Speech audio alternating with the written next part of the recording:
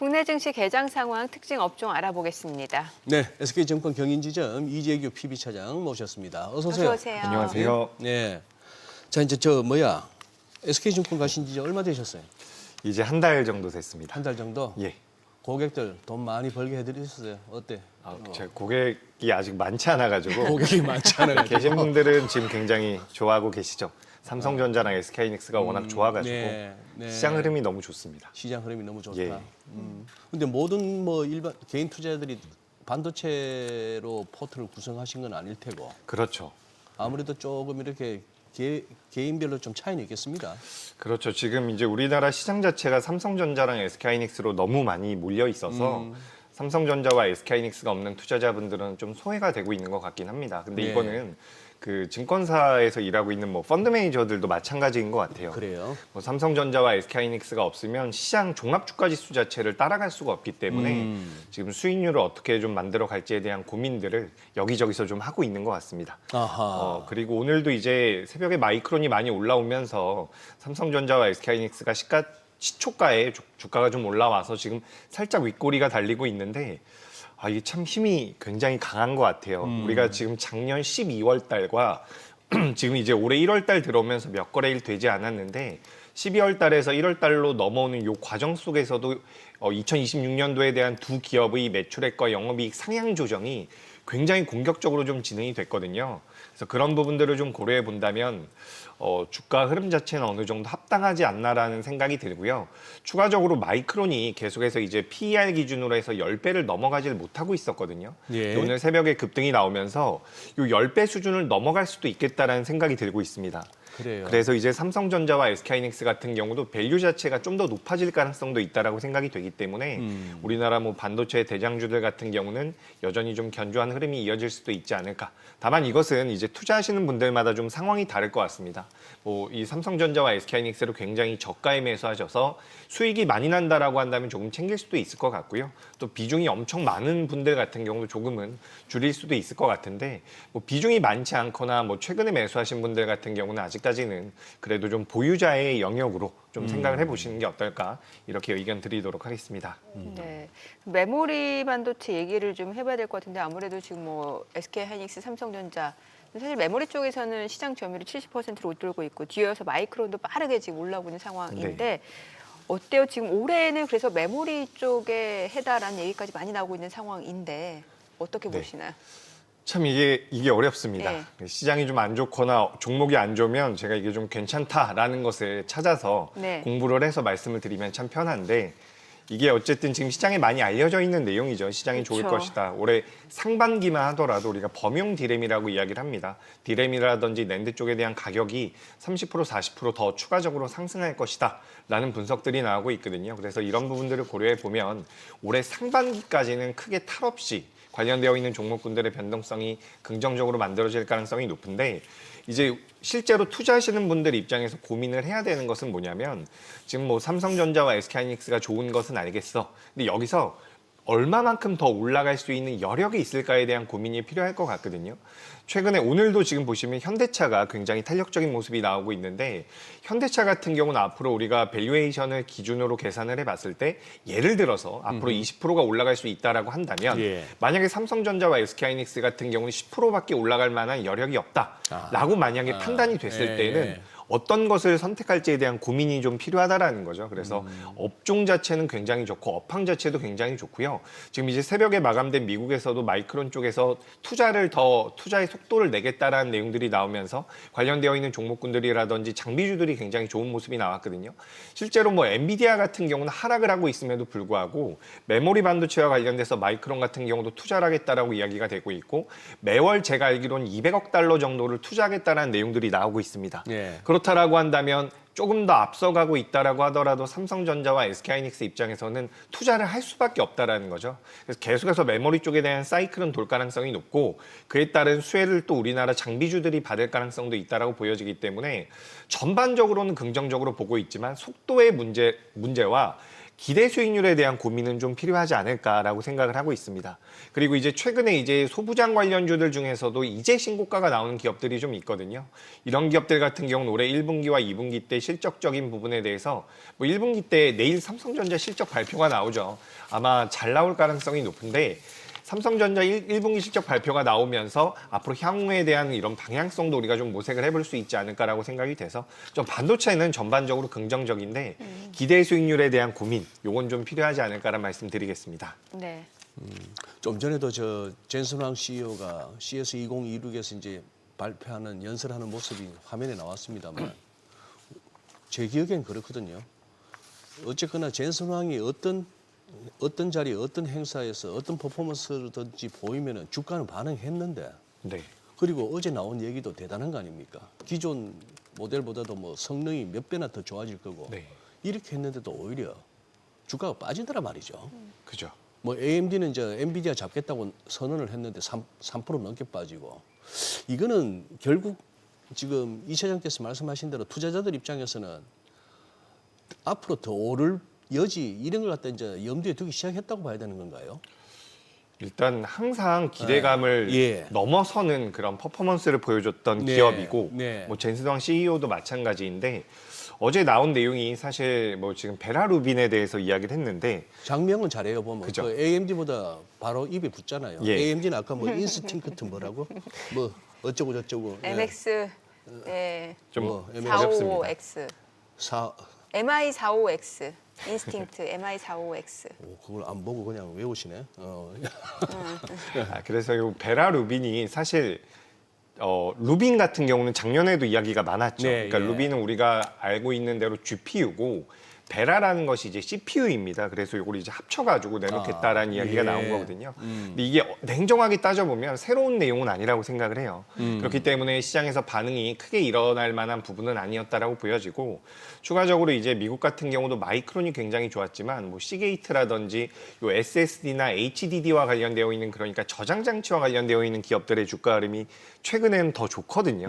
그래서 이제 AI 칩이 아니라 어떻게 보면 범용 쪽에 대한 관심도가 높아지고 있는 것 같습니다. 작년에는 AI 쪽에 대한 학습에 대해서 이제 칩을 만드는 기업들이 부각이 됐다라고 한다면 그로 인해서 데이터 센터가 넓어지면 그에 따른 저장 용량이 필요하기 때문에 HDD와 이런 SSD와 관련되어 있는 기업들이 변동성을 보이고 그와 관련돼서 뭐 우리나라 삼성전자와 SK하이닉스 같은 경우도 수혜를 받고 있다라고 보시면 좋을 것 같습니다. 지금 시장이 아까 전에 앵커님께서도 올해는 뭐 메모리 반도체의 해가 될 수 있다라는 말씀을 주셨는데 전 세계적으로 이제 메모리 반도체라는 모멘텀이 붙고 있는데 전 세계 3개 기업밖에 안 한다라고 보셔도 좋거든요. 중국 기업도 있긴 하지만 예. 거기서도 이제 좀 내려놓은 부분들이 있습니다. 양산을 안 하겠다라고 했거든요. 그래서 이제 뭐 중국을 우리가 좀 떼어놓고 생각을 해도 저는 괜찮다라고 보고 있고 그래서 글로벌 탑3 기업 중에서 1, 2 기업이 우리나라 기업이기 때문에 그에 따른 뭐 시장 트렌드 자체에 대한 수혜를 받을 수 있지 않나라고 저는 보여져서 굉장히 긍정적인 흐름은 이어질 것 같고 문제는 이걸 이제 우리가 알고 있다라는 부분이고 예. 추가적으로 이제 실적에 대한 상승 여력이 그러니까 실적이 계속해서 상향이 되고 있는데 추가적인 상승 모멘텀이 만들어질 수 있을지 이 부분은 좀 체크가 필요할 것 같습니다. 네. 자, 그리고 이제 그 엔비디아가 보니까 자율주행차 올해 내놓겠다고 했는데 이러면은 사실 자율주행 쪽에서는 테슬라가 지금 앞서고 있는 상황인데 이제 경쟁하게 생긴 구도잖아요. 그럼 여기서는 어떤 투자자분들이 아이디어를 가져가는 게 좋을지도 좀 알려주세요. 굉장히 어려워진 것 같습니다. 어려워졌어요. 진짜 뭐 자율주행이나 무슨 뭐 로보택시 아무나 하는 업종이 된 섹터가 된 거예요. 아무나. 뭐 아마존도 아무나는 한다며. 아니고. 그러니까 예. 준비를 계속해서 하고 네. 있었기 네, 네, 준비를 네. 하고 있었을 것 같고 예. 지금 이제 엔비디아 같은 경우는 알파마요라고 하더라고요. 네. 그래서 이제 자율주행과 관련되어 있는 플랫폼이 이제 나왔다라고 보시면 좋을 것 같은데 자율주행 AI라고 보시면 좋은데 어떻게 보면은 굉장히 사람처럼 생각을 할 수 있는 그런 구조를 가지고 있다라고 해요. 그래서 과거에 이제 뭐 테슬라라든지 다른 기업들이 예. A라는 방식으로 자율주행 자체를 그 시스템 자체를 만들었다라고 한다면 지금 A에다가 추가적으로 B라는 두 가지 방식이 이제 혼용이 되면서 사용이 될 것이다라고 이야기가 되고 있거든요. 그래서 지금 뭐 벤츠와도 협업 이야기가 나오고 있고요. 그런 상황인데 이게 그렇게 될 것 같습니다. 테슬라는 지금 FSD라든지 하고 있는 것을 계속해서 진행을 할 것 같고 다른 기업들, 다른 완성차 기업들 같은 경우는 엔비디아와 협업을 좀 할 수 있지 않을까라고 생각이 됩니다. 벤츠뿐만 아니라 다른 기업들 같은 경우도 그래서 이제 엔비디아가 어떻게 보면 엔비디아 입장에서는 굉장히 긍정적인 뉴스였죠. 네. 그래서 엔비디아의 그런 플랫폼 AI 자율주행 플랫폼을 다른 완성차 기업들이 좀 가져간다라고 한다면 원래 이제 테슬라가 많이 노렸었던 시장이거든요. 본인들이 소프트웨어를 잘 만들어서 본인들이 가지고 있는 이 소프트웨어를 이용해서 다른 완성차에도 FSD를 적용해서 매출을 많이 만들겠다라는 그런 포부가 있었다라고 한다면 어떻게 보면 엔비디아가 정면으로 반박을 하고 있는 상황인 거죠.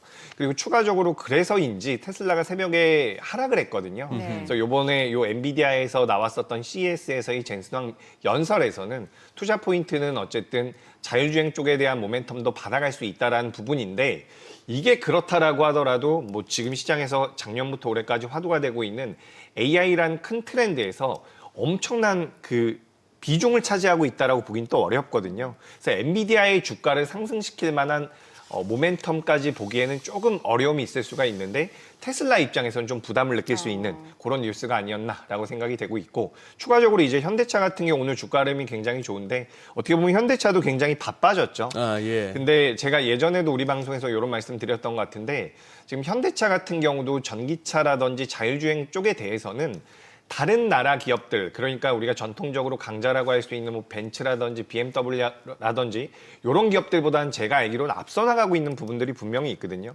물론 중국 기업보다는 우리나라 기업들이 뒤처진다라고 이야기가 되고 있지만 중국 기업들에 대해서 뭐 미국에서 계속해서 규제를 해준다라고 한다면 우리나라 현대차, 기아 같은 경우도 이 자율주행 쪽에 대한 모멘텀이나 전기차 쪽에 대한 모멘텀이 전기차보다는 하이브리드카 쪽에 대한 모멘텀이 좀 붙을 가능성이 높고 그리고 추가적으로 테슬라와 어떻게 보면 가장 비슷한 사업 구조를 가지고 있는 완성차 기업이라고 저는 보고 있거든요. 네.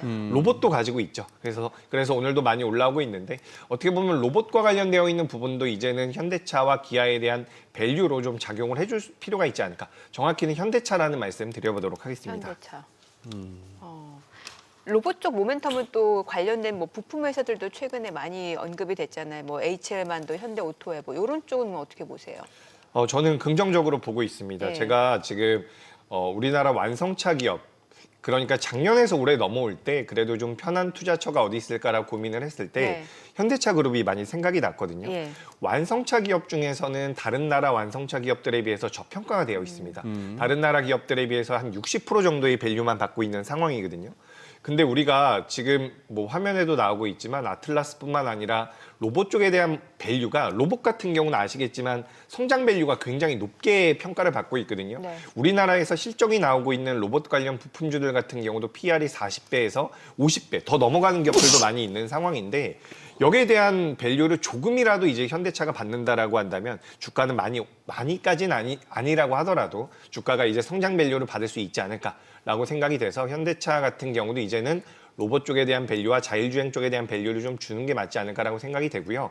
지금 현대무벡스 같은 경우도 이 액추에이터를 만들어서 일단 현대차 그룹에 납품을 하고 있는 것으로 알고 있습니다. 그래서 최근에 주가 흐름이 잘 나왔고 HL만도 같은 경우도 마찬가지예요. 이게 자율주행에 들어가고 있는 기술력과 로봇 쪽에 들어가는 기술력이 기술 그런 제어 부분에 대해서는 약 60% 정도가 동일한 기술이 적용이 된다라고 이야기가 되거든요. 그래서 자율주행과 로봇 쪽에 대한 모멘텀이 같이 만들어지고 있고 추가적으로 예전에 자동차 부품 쪽 같은 경우도 기술적인 공통점이 꽤나 많다라고 이야기가 되고 있습니다. 그래서 현대무벡스와 HL만도 같은 경우도 이쪽에 대한 투자가 이어지고 있기 때문에 단기적으로 많이 올라온 종목들, 로봇주들 같은 경우는 단기적으로 많이 올라왔죠. CES가 진행이 되고 지금 진행이 되고 있는 과정에서 차익 매물이 나올 수가 있겠지만 좀 중장기적으로 본다면 이 현대무벡스라든지 현대오토에버 같은 경우도 저는 좋은 주가 흐름은 좀 더 이어질 수 있지 않을까라고 보여집니다. 그러니까 작년 중순에도 네. 삼성전자와 SK하이닉스가 좋은 내용들이 있었음에도 불구하고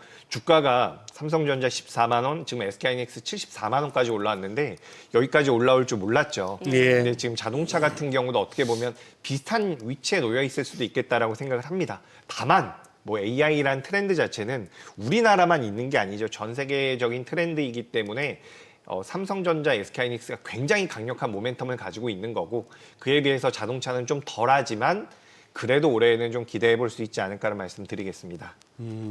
예. 지금 약간 오늘 또 진방꿀의 내공이 드러난 날 같습니다. 제가 감히 5천 빨리 가겠다 이런 소리도 했는데다가 지금 처음으로 지금 우리 일봉의 윗꼬리가 심하게 달리거든요. 네. 약간 그런 시기라서 아니 지금 이 3분 차트를 봤을 때 지수 흐름이나 데일리에서 지금 위로 꼬리가 달리는 거는 이렇게 계속 양봉 갭 이렇게 오다가 이렇게 나오면 일단은 한번 신경을 써주는 게 맞습니다. 이러다가 또 오후에 또 100포인트 갈 수도 있는 게 뭐 지금 우리나라 형편으로 봐서는 그것도 충분히 가능은 합니다만 환율이 지금 뭐 1449원대에서 50원 찍으려고 덤비고 있고 이런 상황이라서 여기 지금 갑자기 또 이제 비만 관련한 이런 얘기도 지금 쑥 들어갔거든요. 네. 이제 반도체 얘기만 하다 보니까 그죠. 그동안 다들 올라가지고 어제 뭐 미래에셋증권도 어제 상당했잖아요. 스페이스X 때문에 그렇게 했습니다만 이것도 차트를 주봉이나 월봉으로 볼 것 같으면은 지금 이거 들고 계신 분들은 더 이상 뭐 바랄 바 없이 해피한 장세입니다만 지금 이 장에 고무되어서 지금 들어가야 되느냐 지금이라도 들어가야 되느냐는 굉장히 지금 어려운 판단이에요. 네. 급등 종목들, 최근 급등 종목들. 신규 매수를 한다면 분할 매수로 분할 접근을 매수로. 하시는 게 좋을 것 네. 같고 사실 지금 우리가 작년 4분기 끝나고 이제 연간 실적에 대한 내용들이 계속해서 나오게 될 텐데 실적을 기반으로 하고 있는 섹터들은 괜찮습니다. 제가 예. 봤을 때는 뭐 반도체도 마찬가지고요. 그리고 뭐 조선이나 최근에 조선 방산 같은 경우도 어제 같은 경우는 조선이 반등을 했고요. 지난주부터는 방산도 좀 반등을 주고 있는데 이런 기업들 같은 경우는 뭐 최근에 급등한 종목들도 아니기도 하고 조정을 충분히 받았기 때문에 눌림이 나왔을 때 접근은 가능하지 않을까라고 생각이 됩니다. 다만 뭐 말씀해 주신 것처럼 최근에 강세를 보였던 기업들 같은 경우는 지금 뭐 미래에셋증권이 계속해서 나오고 있는데 예. 이렇게 좀 우주항공과 관련되어 있는 모멘텀을 가진 기업들 같은 경우는 단기적으로 진입하기가 좀 부담이 되겠죠. 왜냐하면 실적 시즌이 다가오고 있기 때문에 예. 실적이 좀 안 좋게 나오면 일시적으로라도 조정폭이 좀 깊어질 수가 있기 때문에 실적을 기반으로 하지 않는 종목군들 같은 경우는 너무 공격적으로 하지 마시고 만약에 매매를 내가 너무 하고 싶다라고 한다면 당연히 비중을 좀 줄여서 그렇게 공략을 해보시는 게 맞지 않을까. 다만 실적이 잘 나오는 섹터들 같은 경우는 올해 1분기까지는 저는 그래도 굉장히 우리 시장이 견조할 가능성이 높아 보이거든요. 제가 우리 시장에 대해서 볼 때 혹은 글로벌 증시에서 볼 때 가장 좀 우려가 됐었던 게 뭐냐면 우리가 시장에 자금이 많이 풀렸다라고 이야기가 됐었잖아요. 예. 뭐 작년 말 같은 경우도 TJ 잔고가 많이 쌓였는데 그걸 이제 시장에서 풀 거고 추가적으로 뭐 유동성도 공급이 될 거고 뭐 단기채도 매입해 준다라는 이런 내용들이 나오면서 시장에 자금이 많이 공급이 될 것이다라는 기대감이 있었는데 자금이 시장에 많이 공급이 되면 가장 먼저 움직이는 위험 자산은 저는 개인적으로는 비트코인이라고 생각을 하고 있었거든요. 예. 우리가 기업들 같은 경우는 펀더멘탈에 대한 분석이 가능하기 때문에 분석을 함에 있어서 굉장히 복잡하지만 이 비트코인 같은 경우는 어떻게 보면 유동성에 의해서 움직임을 보여주기 때문에 비트코인이 반등을 하지 못한다면 위험 자산에 대한 선호도가 제한적일 수 있다는 생각을 전 하고 있었습니다. 근데 최근 들어서 비트코인이 계속해서 좀 반등을 해주고 있는 모습이거든요. 물론 지금 좀 반등을 주다가 약간 저항대에 부딪혀 있기 때문에 여기서 이제 변곡이 나올 수도 있겠지만 일단 최근 일주일 동안 2주일 동안 저점 대비해서 15%에서 20% 정도 반등이 나온 상태이기 때문에 이것을 위험자산에 대한 선호로 우리가 판단을 해본다면 지금 위험자산 쪽에 대한 기대감은 여전히 상반기에는 유효할 수 있지 않을까라고 생각이 돼서 저는 긍정적인 말씀을 좀 드리고 싶습니다.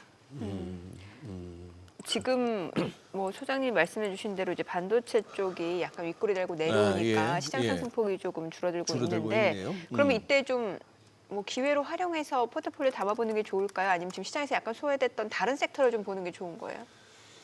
저는 메인 섹터는 반도체가 여전히 맞는 것 같습니다. 예. 어제 같은 경우도 반도체가 삼성전자나 SK하이닉스가 어제 장중에 3% 4%씩 하락을 했었거든요. 맞아요. 그럼에도 불구하고 일단 반등이 나왔고 거기서 이제 오늘은 윗꼬리가 좀 달리고 있지만 그렇다라고 해서 여기서 삼성전자와 SK하이닉스가 갑자기 10% 빠질까라고 한다면 그럴 가능성 또 낮아 보이거든요. 네. 그래서 반도체를 우리가 메인 섹터로 보시는 게 맞고 다만 지금 신규 매수를 하거나 포트를 새로 구성을 하신다면 네. 신규 매수는 부담이 되죠. 그렇다라고 한다면 조금 하단부에 있는 종목들, 뭐 최근에 변동성이 나오다가 좀 멈춰 있는 것은 예를 들어 가지고 두산 에너빌리티 같은 원전주 같은 경우도 이번 주 초에 반등이 강하게 나왔다가 눌림이 나오고 있기 때문에 이런 종목들 같은 경우는 좀 모아갈 수도 있지 않을까라고 생각이 되고요. 앞서서도 잠깐 말씀드렸지만 방산주 같은 경우도 실적에 대한 기대감이 있거든요. 네. 그리고 추가적으로 조선주 같은 경우도 지금 2025년도보다 2026년도에 기대가 되고 있는 LNG 선에 대한 발주